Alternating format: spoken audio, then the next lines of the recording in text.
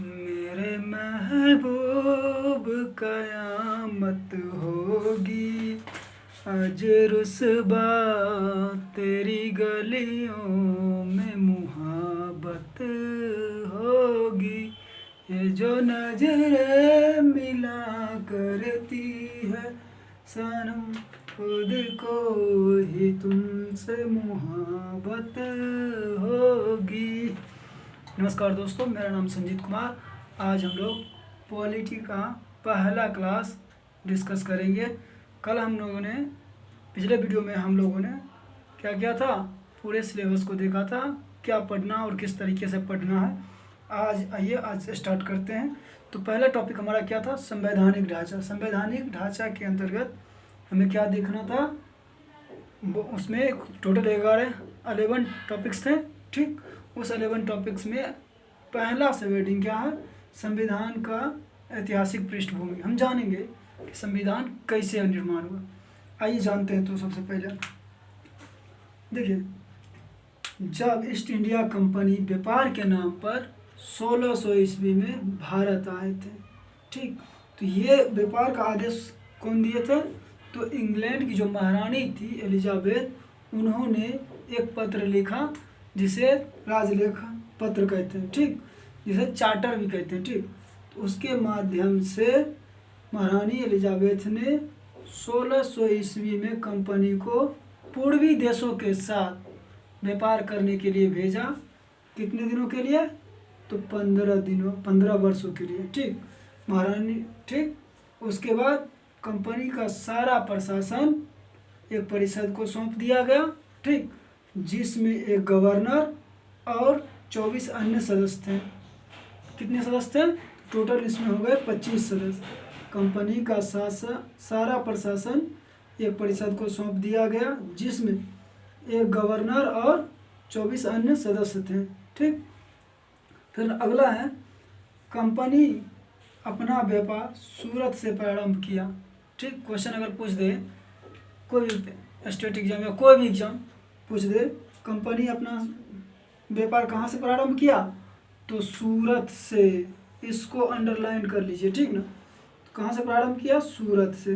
ठीक, 1700, उसके बाद ये 1600 ईस्वी का बात खत्म हो गई। ठीक, और अब हम लोग प्रवेश करेंगे 1726 ईस्वी में। ठीक, 1726 ईस्वी में फिर से 1726 ईस्वी में एक चार्टर भेजा गया। चार्टर दिया गया किसके द्वारा, मतलब इंग्लैंड के प्रधानमंत्री के द्वारा। ठीक, तो उसमें ये बताया गया था कि कलकत्ता, ठीक, मद्रास और मुंबई के राज्यपाल तथा उनके परिषद को विधि बनाने का अधिकार दिया जाए। ठीक, तो सब किस राजलेख में मद्रास, मुंबई और कलकत्ता को स्वतंत्र रूप से विधि बनाने का अधिकार प्राप्त था, तो 1726 के राजलेख में।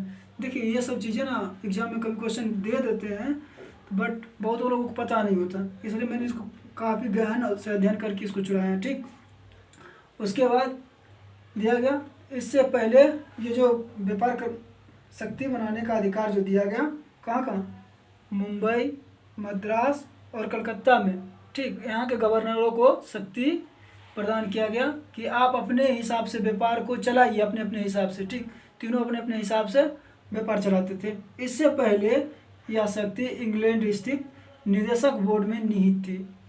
इससे पहले यह शक्ति किस में निहित थी, इंग्लैंड स्थित निदेशक बोर्ड में निहित थी। इसको अंडरलाइन कर लीजिएगा। ठीक, अब भाई ये जो पहले कंपनी थी ना, 1726 से पहले 1600 ईस्वी में आई, और 1726 से तक ये जो थी पहले किसके अंतर्गत काम किया करते थे कंपनी, निदेशक बोर्ड के अंतर्गत। ठीक, अब हम बात करते हैं 1773 के रेगुलेटिंग एक्ट के संदर्भ में। ठीक, देखिए, इसमें यहाँ से मेन थीम स्टार्ट होती है संवैधानिक प्रक्रिया की। ठीक, 1773 का रेगुलेटिंग एक्ट से। ठीक, तो जानते हैं सबसे पहले इसके संदर्भ में देखिए, 1773 के रेगुलेटिंग एक्ट को नियामक या नियंत्रक कानून भी कहा जाता है। आप चलते चलते अपने दोस्तों से पूछ लीजिए ना, भाई रे बताओ तो 1773 के रेगुलेटिंग एक्ट को और क्या किस नाम से जानते हैं, तो बहुत लोग घबरा जाते हैं। ठीक, तो उसको घबराना नहीं है, ध्यान से पढ़ना और नोट भी करना। तो देखिए 1773 के रेगुलेटिंग एक्ट को नियामक कानून या नियंत्रक कानून भी कहा जाता है। ठीक, क्वेश्चन कई बार पूछ चुके यूपीएससी, बीपीएससी और वेरियस एग्जाम में। ठीक, इस एक्ट ने पहली बार कंपनी के शासन के लिखित संविधान दिया। ठीक, इस एक्ट ने पहली बार कंपनी के शासन के लिए लिखित संविधान दिया। ठीक, अगला पॉइंट देखिए इसमें, इस अधिनियम के अंतर्गत बंगाल के गवर्नर को गवर्नर जनरल बना दिया गया। ठीक, किस अधिनियम के तहत बंगाल के गवर्नर को गवर्नर जनरल बना दिया गया? तो 1773 के अधिनियम के तहत। ठीक, और साथ ही मद्रास और मुंबई के गवर्नर को इसके अधीन रखा गया। ठीक, क्या हुआ? 1773 के रेगुलेटिंग एक्ट में बंगाल के गवर्नर को गवर्नर जनरल कहा जाने लगा और मुंबई और मद्रास में जो गवर्नर थे उनको इसके अधीन रख दिया गया, बंगाल के गवर्नर जनरल के अधीन। ठीक, फिर अगला पॉइंट इसमें, बोर्ड ऑफ डायरेक्टर्स का कार्यकाल 1 वर्ष से बढ़ाकर 4 वर्ष कर दिया गया।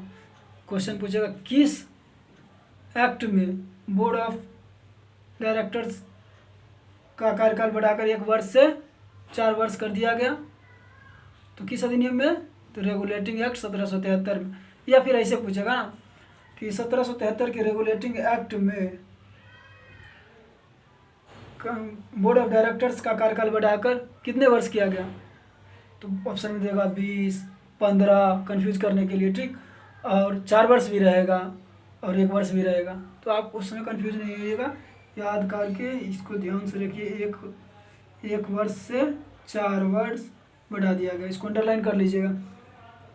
शासन की, अगला पॉइंट देखते हैं, शासन की समस्त सैनिक तथा सिविल शक्तियां गवर्नर जनरल और उसके 4 सदस्यों को सौंप दिया गया। ठीक, कोई दिक्कत? मिटाते हैं इसको। फिर इसी रेगुलेटिंग एक्ट में और भी बचे हैं, उसको भी देखते हैं हम लोग। इसी अधिनियम के अंतर्गत 1773 के अधिनियम के अंतर्गत 1774 में बंगाल में क्या बनाया गया? इसी एक्ट के तहत 1774 में कलकत्ता में 1774 में कलकत्ता में उच्चतम न्यायालय की स्थापना किया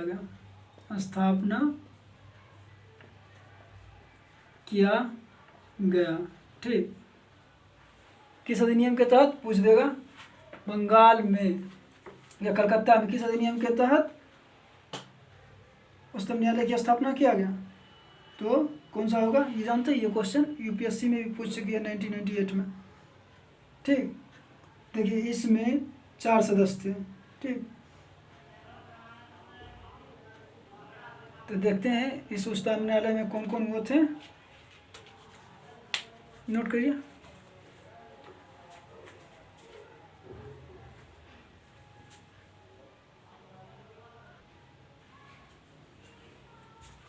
देखिए अब जो है ना, ये 1774 ईस्वी में ये कलकत्ता में उच्चतम न्यायालय की स्थापना किया। ठीक, इस न्यायालय में 4 सदस्य थे।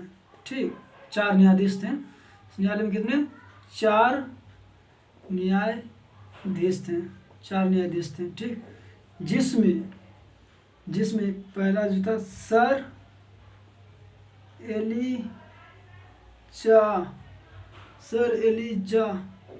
एलिजा इम्पे मुख्य न्यायाधीश।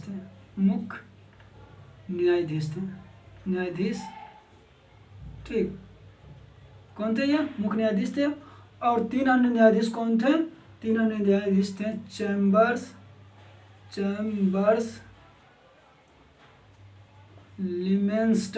लिमेंस्टर। ठीक, लिमेंस्टर और एक और थे हाइड्रा। ठीक, अब बात हम करते हैं, ये हो गई हमारी 1773 की रेगुलेटिंग एक्ट। अब जो है इसी को ध्यान में रखते हुए हाँ, इसी अधिनियम में एक और बात है ना, इस अधिनियम में क्या किया गया, कंपनी के कर्मचारियों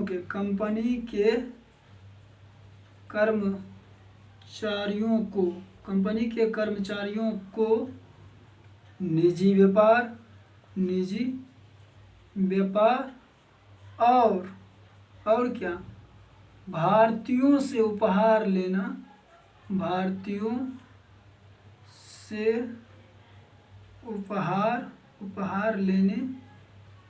लेने की मनाही थी।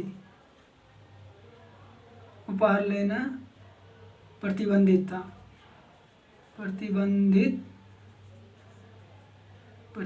था, ठीक। और इसी के लिए, इस पे नियंत्रण रखने के लिए, कर्मचारियों पर नियंत्रण के लिए बोर्ड ऑफ डायरेक्टर्स का गठन किया गया था। बोर्ड ऑफ डायरेक्टर्स का गठन किया गया था, ठीक। देखिए ये सब चीज़ें है ना, मतलब ये यहाँ मतलब कौन मुख्य न्यायाधीश थे, ये सब बहुत कम से बुकों में मिलता है, ठीक। इसको ढूंढना पड़ता है। तो अब हम बात करते हैं, ये हो गया। अब इसके कमियों के बारे में भी जान लेते हैं थोड़ा। देखिए सबसे बड़ी बात कमी है ना, इसमें जो उच्चतम न्यायालय जो बनाया गया, इनको पता ही नहीं था कि भाई किस मामले में हमें कानून बनानी है, ठीक, और किस मामले को देखना। इसी के कमियों को दूर करने के लिए एक 1781 में एक संशोधन अधिनियम आता है, संशोधन अधिनियम एक्ट, ठीक ना। संशोधन अधिनियम एक्ट आता है। इसको ये एक्ट नहीं है, ठीक ना, ये संशोधन अधिनियम है, ठीक। इसमें क्या प्रावधान था, इसमें प्रावधान किया गया कि ये जो है बंगाल के गवर्नर जनरल, वो गवर्नर जनरल अब बिहार, उड़ीसा और एक और क्या था भाई, बिहार, उड़ीसा और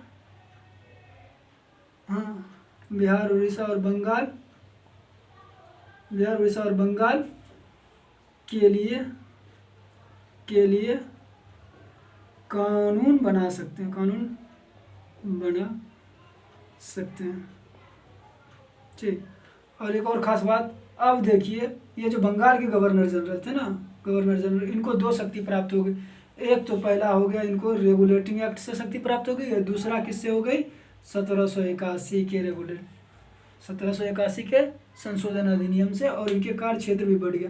पहले ये सिर्फ इस तीनों के लिए ही बनाते थे, मद्रास, मुंबई और बंगाल के लिए। अब क्या होता है, बिहार और उड़ीसा के लिए भी ये बनाने लगते हैं, ठीक। आइए अब फिर 1784 की चर्चा करते हैं।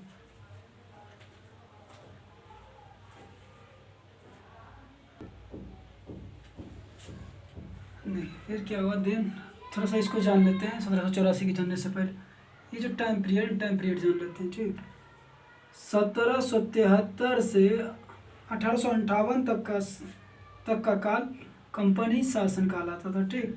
यहाँ से यहाँ तक कंपनी का रूल चला करता था, 1773 से लेकर 1858 तक, ठीक। इवन मतलब 1857 तक, ठीक।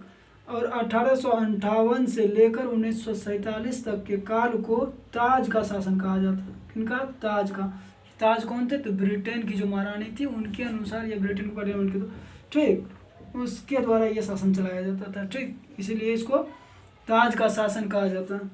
तो अब देखते हैं हम लोग 1784 का। अब जो थे ना वो चार्टर अधिनियम, वो अब क्या हो गया, पिट्स इंडिया एक्ट आया, ठीक। इस समय अच्छा एक चीज़, 1773 में जो थे, 1773 में ब्रिटेन के प्रधानमंत्री उस समय कौन थे, लॉर्ड नॉर्थ। इस चीज़ को नोट कर लीजिएगा, कहीं हो सकता है पूछ देगी हमें, ठीक। अब देखिए अब ये क्या है, 1784 के पिट्स इंडिया एक्ट का प्रावधान हम लोग देख लेते हैं। कंपनी के व्यापारिक और वाणिज्यिक कार्य को अलग कर दिया गया, मतलब कंपनी के काम को बांट दिया गया, वो कार्य को बांट दिया गया। भाई व्यापार करना और वाणिज्यिक कार्य को अलग कर दिया गया, ठीक। और वाणिज्यिक कार्य को देख रेख के लिए 6 सदस्यों के बोर्ड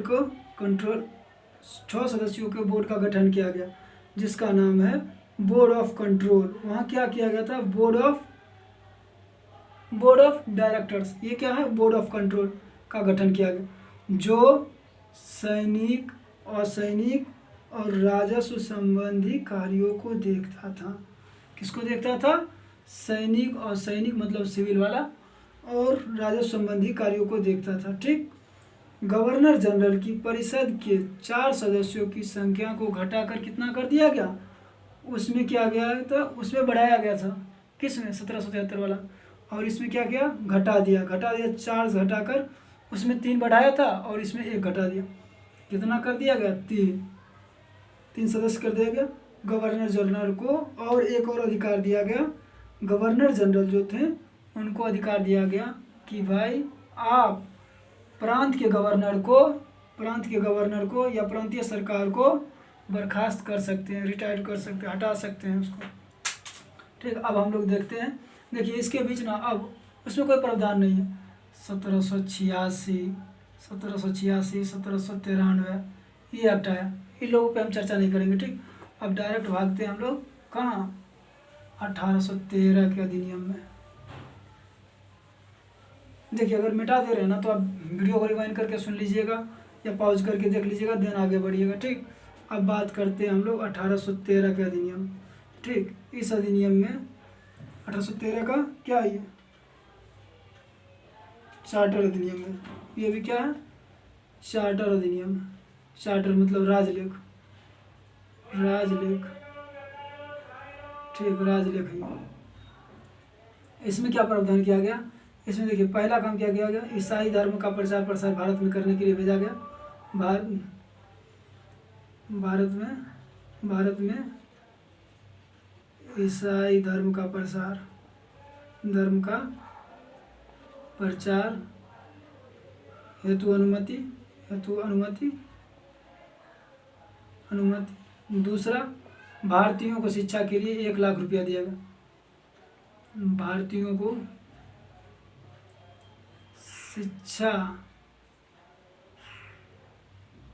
शिक्षा के लिए 1 लाख रुपया, ठीक, 1 लाख रुपया। और इसमें क्या किया गया? अब जो था ना, इसमें कंपनी के व्यापारिक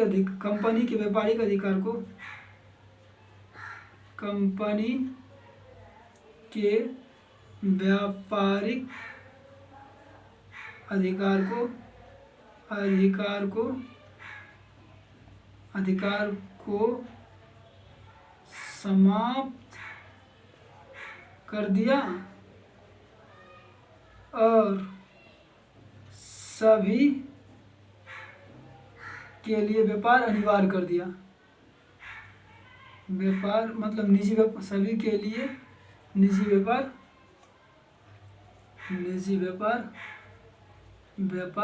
अनिवार्य कर दिया गया, ठीक। और इसी में अगला क्या है? इसी में मतलब चीन के साथ कंपनी का व्यापार जो है ना, चीन के साथ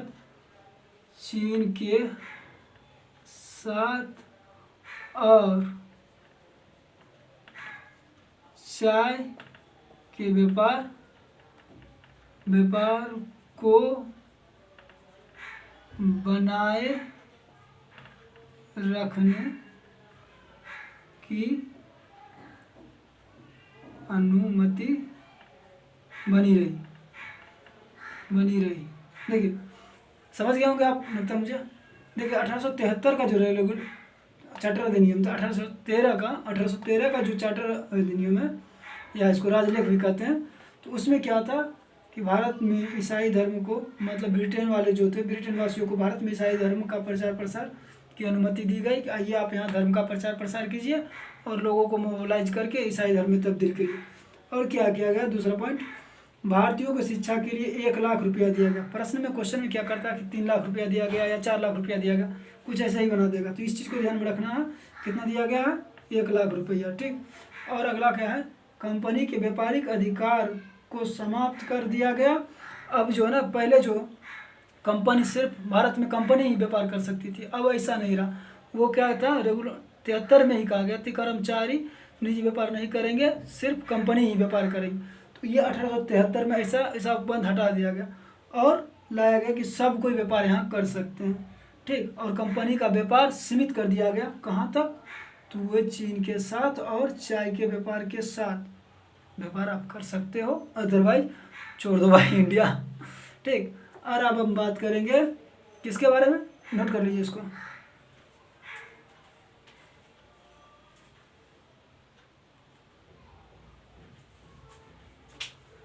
नोट कर लिए आप लोग, मिटा दें इसको। अब हम देखेंगे किसको, 1813 के बाद 1833 को। देखिए 1853 को भी 23 देखना, 1833 को। ठीक। 1833 का चार्टर एक्ट, ये क्या है ना, 1833 का चार्टर एक्ट। इसमें क्या क्या प्रावधान था देखिए। इसमें सबसे पहला काम क्या किया गया, भारत बंगाल के गवर्नर जनरल को, बंगाल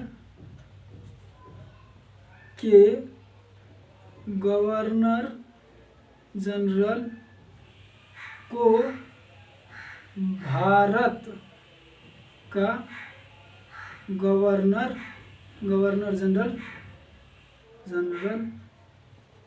बना दिया गया। ठीक। दूसरा पॉइंट क्या देखेंगे, इसमें जो कंपनी का जो व्यापार था ना, चीनी का और चीन के साथ, मतलब चाय का और चीन के साथ व्यापार को भी समाप्त कर दिया गया।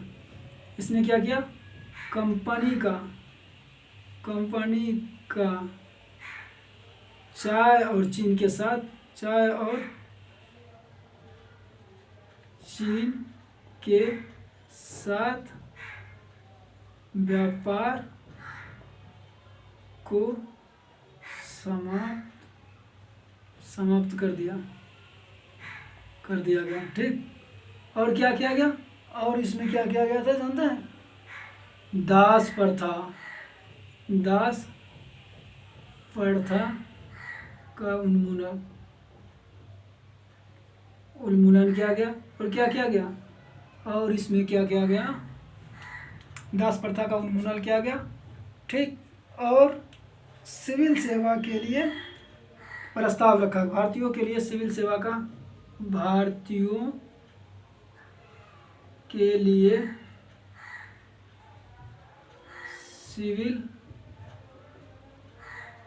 सेवा का प्रस्ताव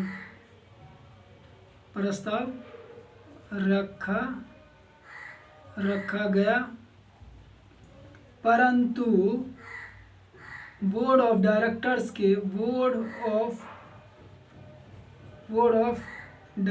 के विरुद्ध, डायरेक्टर्स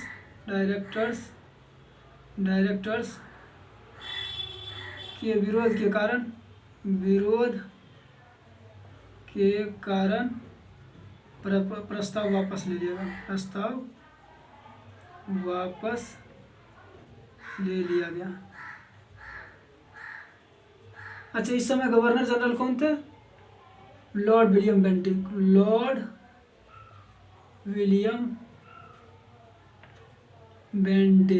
क्वेश्चन बनता है ना, भारत का पहला गवर्नर जनरल कौन था, भारत का पहला गवर्नर, ना कि बंगाल का, भारत का पहला गवर्नर जनरल कौन था, लिख लीजिए पॉइंट।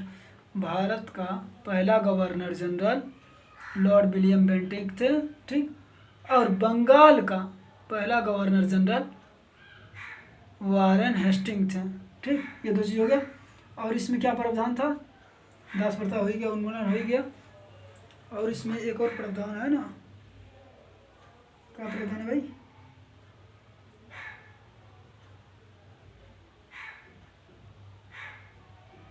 है ये सब भाई, दास प्रथा हो ही गया। ठीक। सारे पॉइंट तो लिखे ही दिए। अच्छा, इससे पहले जो भी बनता था ना चार्टर अधिनियम, अब जो है अब इस अधिनियम से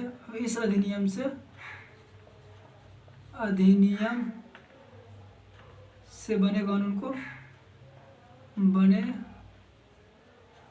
कानून को अधिनियम कहा जाने लगा।